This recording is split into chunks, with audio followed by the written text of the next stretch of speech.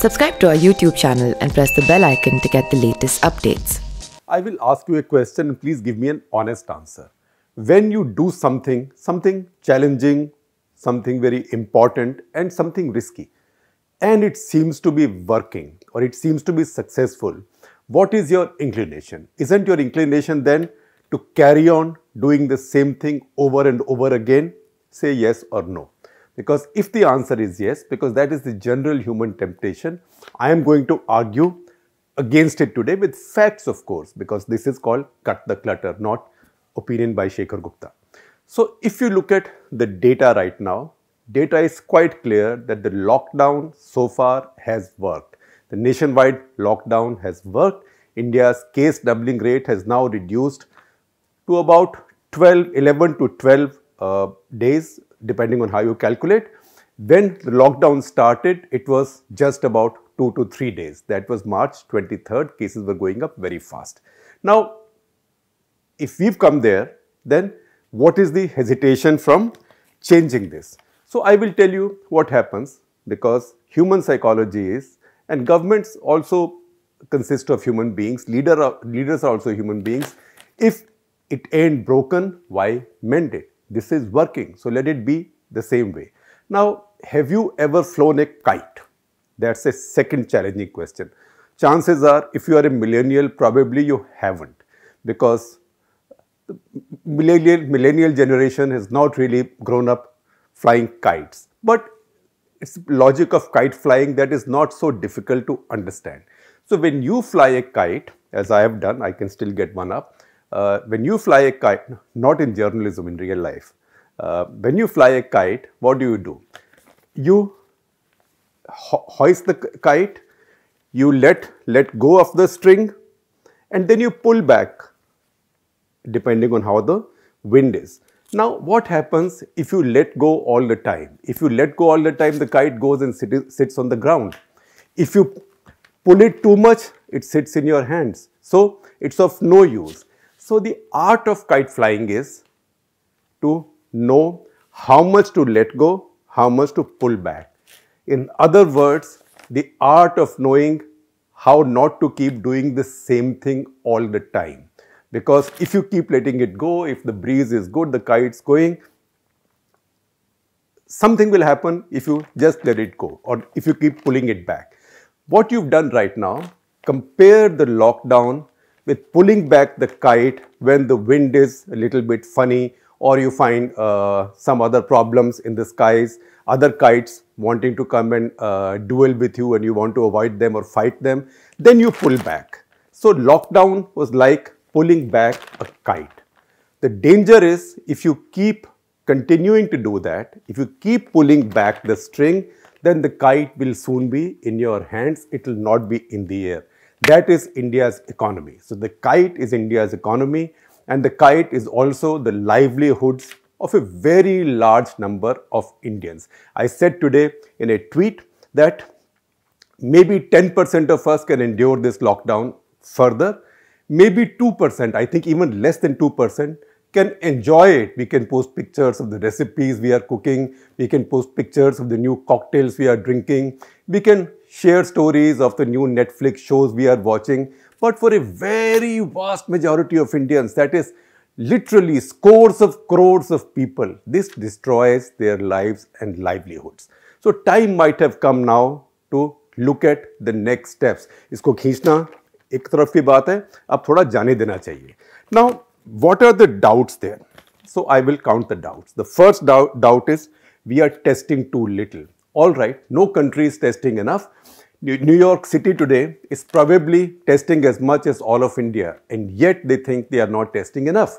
So there is no definition of what is enough. But the fact is, India is now testing. In fact, yesterday we tested 60,000. But India is now testing on an average for the past 5-6 days, 40,000 a day. This is up 10 times from less than a month ago.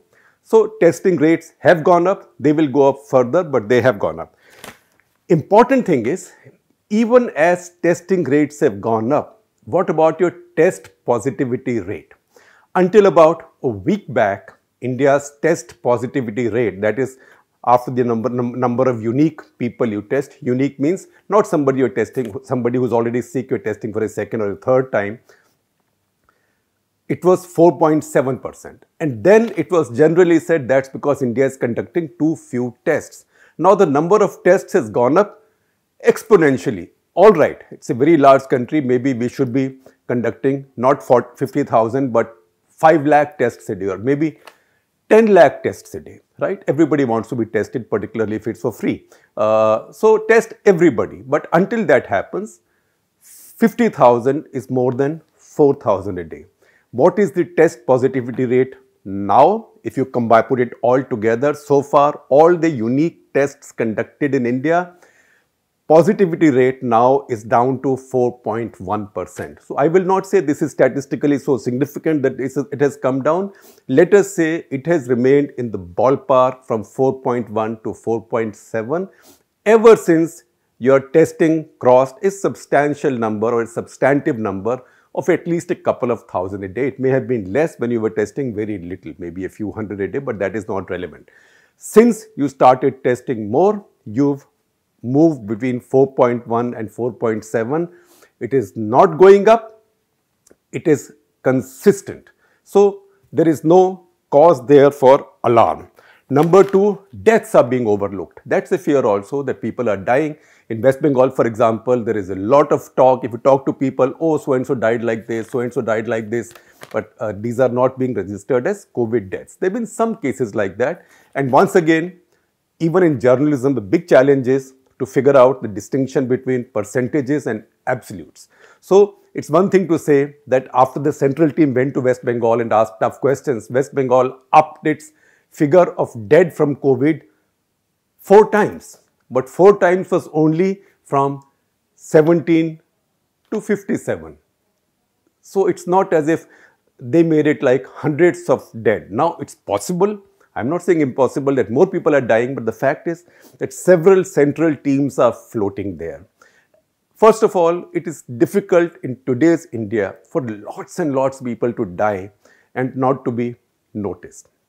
Second, overall death rates actually have gone down. That's also because 150,000 people in India die of accidents. Road accidents are not taking place. Crime is not taking place. In fact, we've checked out at many autopsy centers, many medical colleges, forensic science divisions. They are getting very few autopsies to done, if any at all, because crime has disappeared.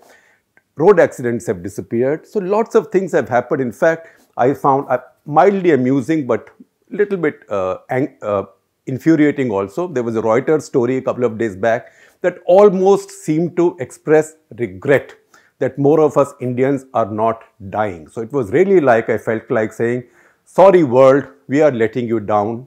Not enough of us are dying. So how many of us have to die to to come up to your expectations? But the fact is, a few deaths might not be reported, but any large number of deaths going unreported is not a possibility. In any case, in many of these states, say Maharashtra, West Bengal, central teams are now floating, checking hospital records, and because these are non-BJP states, so they are forensically looking for evidence that those states are fudging their numbers and records. And if such a thing happened, if they found even a little bit of an evidence, you will find the central government break out into rashes and lots of, not just leaks, but lots of formal statements being issued. Number 3, wait till it gets to Bihar, till it gets deep inside Odisha, till it gets to Bombay and Kolkata's slums, because now Dharavi has a bunch of cases, a few hundred cases. Now the fact is, this virus has been floating for a long time. You can say, wait till it gets to the slums, but until it gets to the slums, first of all, God forbid that it happens. And you focus on the slums, but until it gets to the slums, what do?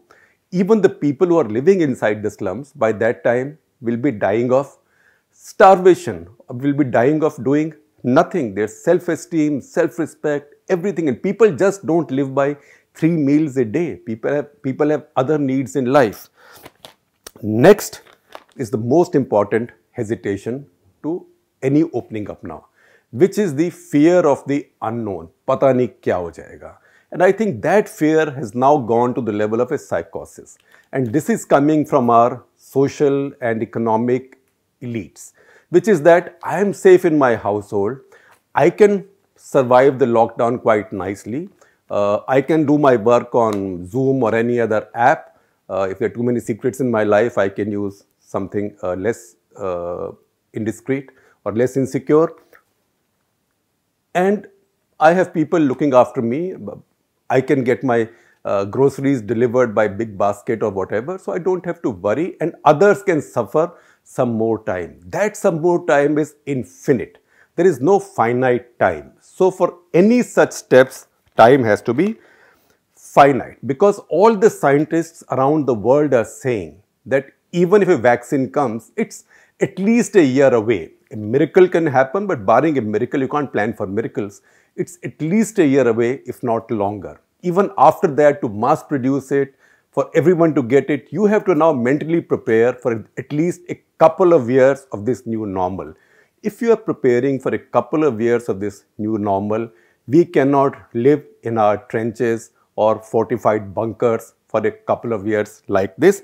This country has to slowly now think about coming out. And for the middle classes, upper crust, which is quite comfortable with this, because they know that they are less likely to die, and particularly if they can spend infinite time indoors watching TV and talking with people on FaceTime, etc.,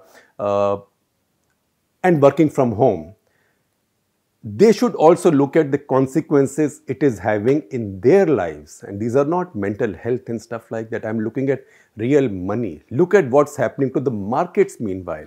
We saw the meltdown of Franklin Templeton credit risk funds last week. It's not as if those companies were good for nothing. The fact is there is no faith in the market. So markets are punishing you for doing this, for being so bullheaded in following one strategy just because it worked, because markets don't listen to anybody's man ki baat. In fact, markets are all powerful. They are also arrogant, and they know that if you don't listen to their man ki baat, they break out into rashes and you suffer. So our upper crust, middle class, etc. have to see how much value is being wiped out just because of this fear psychosis. So listen to the markets, man ki baat. Next, so if India has to open up or not open up, which formula works? Now you can see the formulas around the world. No country gives you a formula that definitely works. Britain tried earlier herd immunity. Now they are back to a full lockdown. So they are a bit like the story of the onion thief that we keep quoting, who was sentenced by this sarpanch to either have 100 shoe beatings or eat 100 onions, and he ended up having both shoe beatings and eating of onions. So that's what happened to Britain. America has suffered a lot of deaths now. America has now almost lost, maybe by the time you watch it, America would have lost more lives from COVID than it did in the entire Vietnam War, or than the Soviet Union lost in the entire Afghan war. That many lives America has lost. Italy, Spain, we all know what's happened there. Then people say, there's a couple of countries that people mention a lot. Sweden, for example. Singapore. Now, Singapore was earlier hailed for its great model, that how Singapore had quickly cracked down, lockdown, they had prevented everything, and Singapore was back to normal. Today, Singapore is the third largest cases of COVID in Asia after China and India. And when you say third largest, once again, think numbers. When you think numbers, think percentages, think absolutes. Singapore has the third largest number of COVID cases, 13,000 cases today, with a population of 59 lakhs. The population less than a third of Delhi or Bombay. Now, you may say Singapore is testing a lot, but also Singapore is a place where you can remain confined indoors. It's a very clean place. It's a very prosperous place. So there is no one formula that works. Now look at Sweden. That's been hailed as a great example of a successful strategy for an advanced European country with the world's best public health care, probably. Sweden never had a full lockdown. Their schools were functioning. They relied on voluntary social distances and voluntary precautions. For quite some time, they seem to be doing very well, and they were the envy of the Western world. But what's now happened is quite disastrous, because the cases have gone up there quite phenomenally and deaths have gone up there. In fact, there is a story in the print today by Swagata Yadavar, of which I am giving you a link. Please read that story. It tells you now that Sweden's fatality rate now is 197 per million of population. It's a population of Swedes. Sweden is the ultimate socialist state, ultimate welfare utopia, where no private healthcare exists, and public sector healthcare is first class, is world class. Every country in the world wants that. And yet Sweden has 197 per million. You want some comparisons? It compares with Germany at 67, US at 152. US has the largest number of deaths, but per million is less than Sweden. Finland, which is next door to Sweden, 177. And Finland ordered a lockdown earlier. It is now planning to relax it. So again, you see two comparable populations and comparable countries. And this for countries of small population. Sweden is again a country with a population of just about 1 crore of people.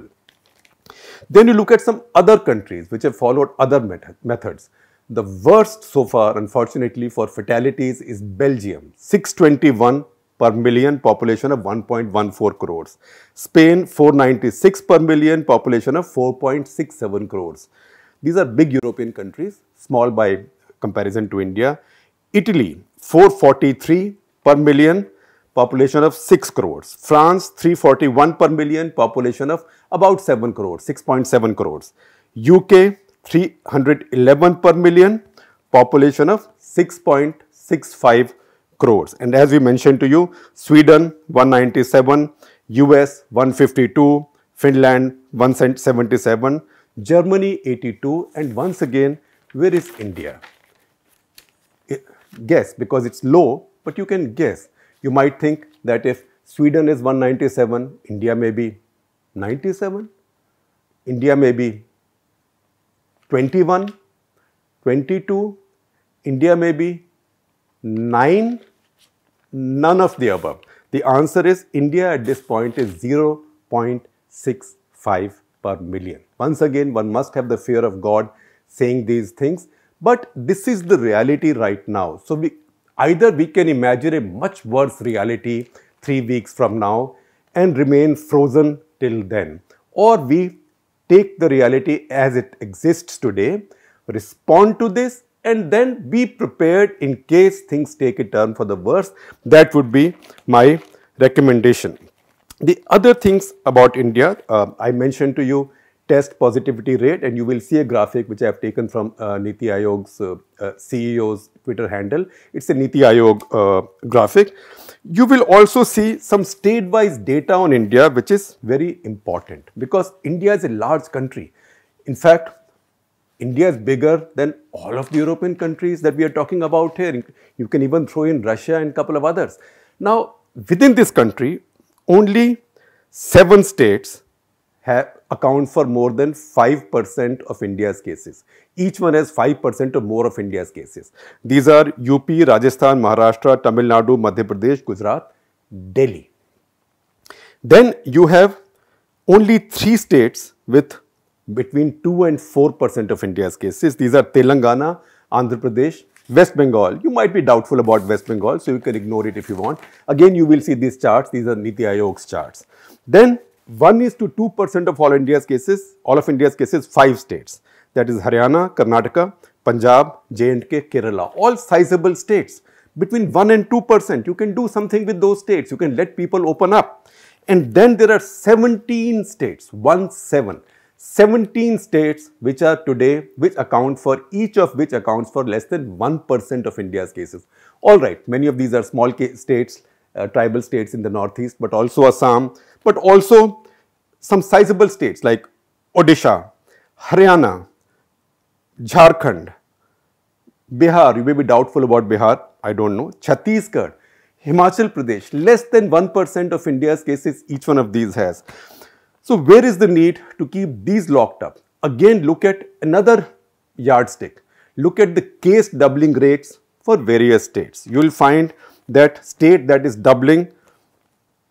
are doubling the fastest now are West Bengal and Maharashtra. So West Bengal is 7.8 days, Maharashtra is 8 days. Gujarat is 8.3 days. So three troublesome states right now are West Bengal, Gujarat and Maharashtra. West Bengal, although its testing rate is very low, West Bengal seems to be the most worrisome, but it has a very low testing rate. Then you have Delhi at 11.5, which is better than national average of about 11, and Tamil Nadu at 20.8 days and Telangana at 45.8 days. And yet the Chief Minister of Telangana has been talking about a lockdown till June. Must you do this? Must you keep on pulling back at that kite, because it's now going to land in your hands and you will not know what to do with it. So that is where we are reaching right now, and that's the reason that we should now review this situation, because just because one strategy or one tactics has worked so far, we should not become its prisoners. Think of the tens of crores of Indians who are suffering because of this lockdown. Think of the 17 states which each accounts for less than 1% of India's cases. Think of the other states, so many states, including many sizable states which account for less than between 1 and 2%. There is no need for a one-size-fits-all, for a cookie-cutter approach to this strategy.